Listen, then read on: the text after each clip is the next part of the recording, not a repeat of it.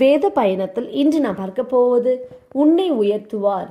37ஆம் சங்கீதம் 34ஆம் வசனம். அவர் உன்னை உயர்த்துவார்.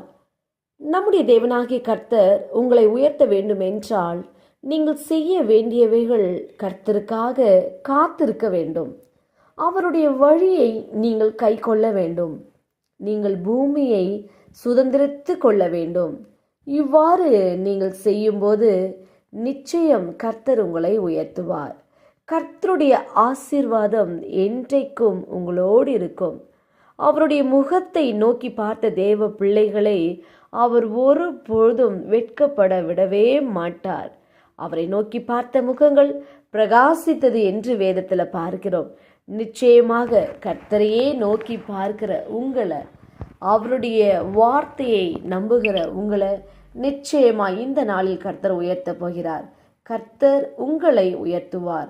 நாம் ஜெபிப்போம். அன்பின் பிதாவை கேட்ட வார்த்தையின்படியே நீர் எங்களுக்கு செய்ய போற கிருபைக்காய் ஸ்தோத்திரம். இயேசுவின் நாமத்தில் ஆமேன்.